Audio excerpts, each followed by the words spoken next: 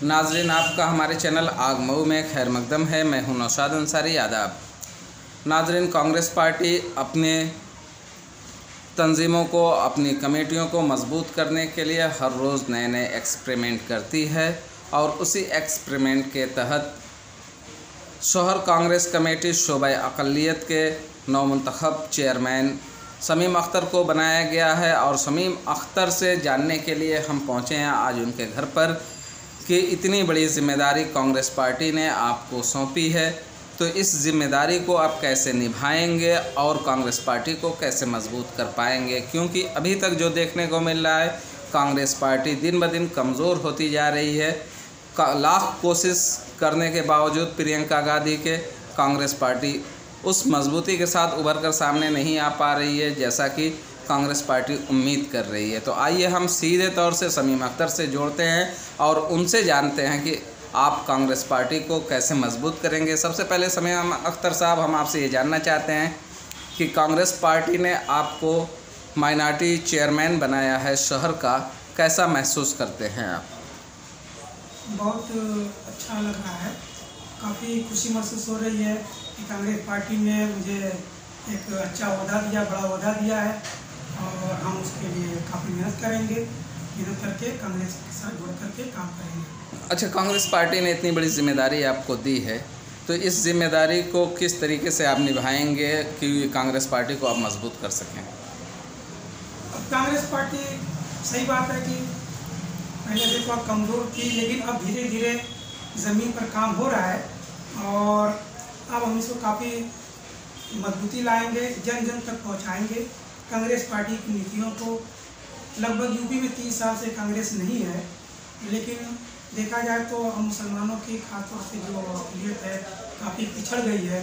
तो अब जो पिछले जो 2014 से पहले जो कांग्रेस थी या और पहले जो कांग्रेस थी, तो उनकी नीतियों को या उनके सुझाव को या उनके रूल रेगुलेशन को जो है हम जन जन तक पहुँचाएँगे और हम जनता के साथ खड़े रहेंगे। जनता की परेशानी को, जनता के जो भी प्रॉब्लम्स है उनको हम सॉल्व करने की कोशिश करेंगे और मज़ीद पार्टियों से उम्मीद रखते हैं पार्टी के साथ मिलकर के काम करेंगे और उनसे जनता के काम को हम आगे बढ़ाएंगे।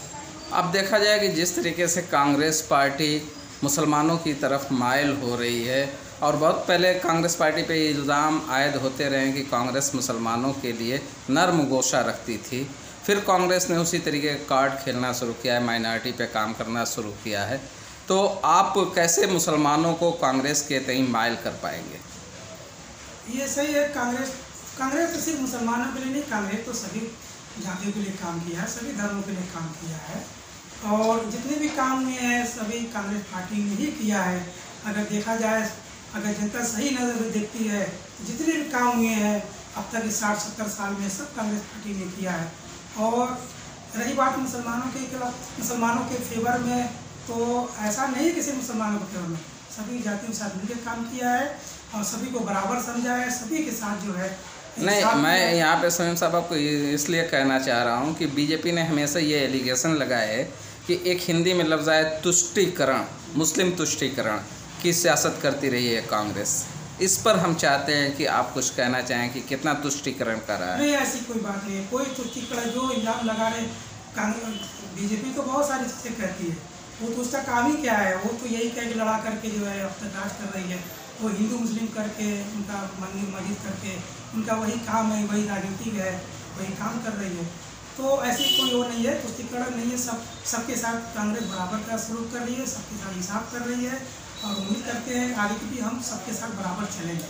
पूरे देश में कांग्रेस अपोजिशन की सबसे बड़ी जमात रही है और है इस वक्त, लेकिन देखा जाए कि पेट्रोल, डीजल, रसोई गैस और महंगाई जिस तरीके से बढ़ी है, और जब कांग्रेस पार्टी की हुकूमत थी, इक़्तिदार में मनमोहन सिंह थे, तो बीजेपी के लोगों ने जिस तरीके से महंगाई एक मुद्दा बनाकर और पूरी तरीके से कैंपेन किया और यहाँ तक कि इक़्तिदार को पलट दिया, लेकिन कांग्रेस के अंदर क्या ऐसी कमी है कि कैंपेन नहीं कर पा रही है और ये लोगों को बता नहीं पा रही? क्योंकि 60 रुपये से 65 रुपये से पेट्रोल बढ़ के 100 प्लस में हो गया, रसोई गैस 400 से बढ़ के 900 रुपये में हो गया, लेकिन फिर भी हम मतलब कांग्रेस आवाम को अपने साथ जोड़ने में नाकाम हो पा रही है।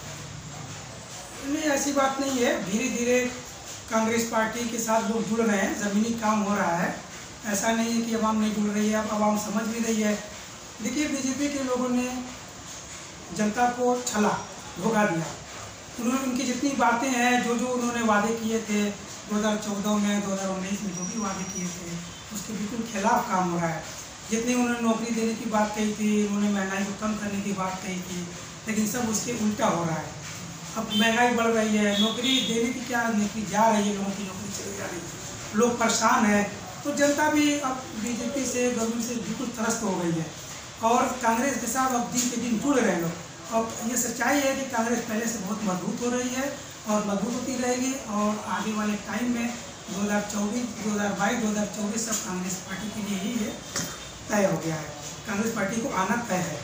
एक सवाल यह है कि जिस तरीके से उत्तर प्रदेश में योगी सरकार आई तो उसने एक नारा दिया गौ हत्या, जिस तरीके से कहा गया कि स्लॉटरिंग जो है, स्लॉटरिंग गैरकानूनी तरीके से स्लॉटरिंग हो रही है, जो ममनुआ जानवर हैं उन्हें काटे जा रहे हैं, जबकि मुसलमानों की एक ग़िज़ा है, ग़िज़ा के तौर पे मुसलमान जो जिस पे कोई पाबंदी नहीं है उस ग़िज़ा को खाते हैं, जैसे बकरे का गोश्त, मुर्गे का गोश्त, भैंस का गोश्त। ऐसा नहीं है कि गौकसी कर रहे हैं, फिर भी गौकसी का नाम देके इस सरकार ने जो स्लॉटरिंग का मामला रहा है पूरी तरीके से उसको बैन कर दिया है, लाइसेंस नहीं दे रही है। और सुप्रीम कोर्ट ने भी, हाई कोर्ट ने भी कहा है इस सरकार को एनजीटी की गाइडलाइन के मुताबिक कि आप सही है कि मॉडर्न स्लॉटरिंग के लिए नज़्म करेंगे, मॉडर्न स्लॉटर हाउस तैयार करना गवर्नमेंट का काम है, लेकिन जब तक ये स्लॉटर हाउस तैयार नहीं हो जाते तब तक जिस तरीके से चल रहा है उसी तरीके से सरकार इनके रोज़ी रोटी को बहाल रखे। बावजूद इसके उत्तर प्रदेश में जो कुरैशी बरादरान हैं उनको कारोबार को इस गवर्नमेंट ने पूरी तरीके से बर्बाद कर दिया। तो कांग्रेस पार्टी इसको लेके किस तरीके की हिकमत अमली अपना रही है और क्या उनके हक में किस तरीके से लड़ाई लड़ेगी? कांग्रेस पार्टी, देखिए, कांग्रेस पार्टी तो कुरैशी समाज के साथ खड़ी है, सामने खड़ी है और हमेशा लड़ाई लड़ती रही है।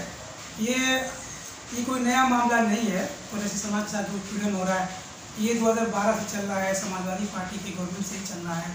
जब उत्तर प्रदेश में समाजवादी पार्टी थी उसी टाइम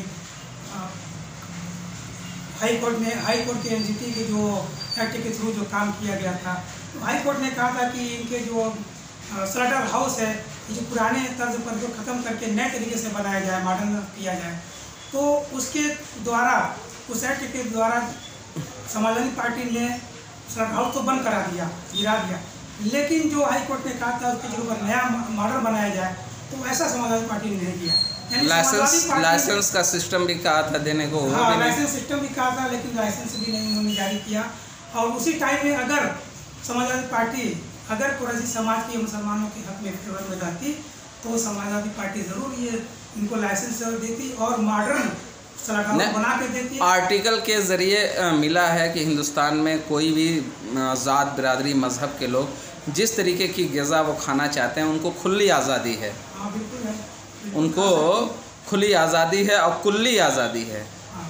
बावजूद इसके मुसलमानों की ग़िज़ा पे ही हमला किया जा रहा है। नहीं, ये तो सभी लोग जानते हैं, देख भी रहे हैं, बिल्कुल साफ बात है, किसी को छला जा रहा है। देखिए, मुसलमानों के ग़िज़ा पे तो हमला किया, सिर्फ राजनीतिकरण हो रहा है, सिर्फ राजनीति खेल रहे हैं लोग। और मुसलमानों का सिर्फ वोट बैलेंस, ये जितनी भी पार्टियाँ अब तक आई हैं 30 साल से, जितनी भी पार्टी, समाजवादी पार्टी हो, बहुजन समाज पार्टी हो और जो भी पार्टियां हैं, सब ये मुसलमानों के सिर्फ वोट बैंक के लिए काम कर रही है। बाकी कोई भी इनका काम नहीं हो रहा है। चाहे कोई भी पार्टी रही हो, कभी कोई मुसलमानों का इनका कोई फ़ायदा नहीं हो रहा है।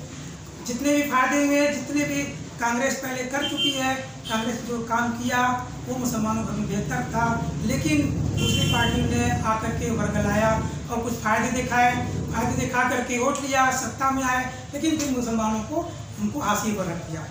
एक नया आपने देखा उत्तर प्रदेश गवर्नमेंट जो मसौदा तैयार कर रही है,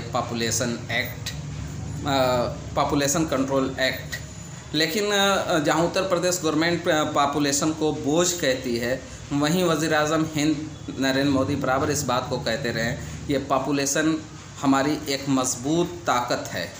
तो क्या आपको नहीं लगता कि इस तरीके का नारा योगी सरकार का सिर्फ वोट हासिल करने के लिए किया जा रहा है, क्योंकि पॉपुलेशन कंट्रोल का जहाँ तक सवाल है तो उत्तर प्रदेश ही नहीं पूरे हिंदुस्तान में पॉपुलेशन कंट्रोल हुआ है और आबादियाँ बहुत हद तक कंट्रोल हुई हैं और पैदावार में कमी आई है। क्या लगता है आपको? ये सच्चाई है। ये तो सिर्फ वोट के लिए हो रहा है जो योगी गवर्नमेंट जो कर रही है।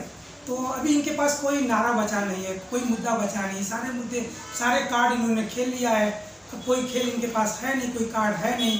तो अब इस चीज़ पर लेके आ रहे हैं कि पॉपुलेशन को सिर्फ मुसलमानों से पॉपुलेशन थोड़ी बढ़ गई है, तो सभी लोग बढ़ रहे हैं, लेकिन फिर भी बहुत कंट्रोल हुआ है। पहले ये आपकी बात सच है, पहले के मुकाबले में काफ़ी कंट्रोलिंग हुई है।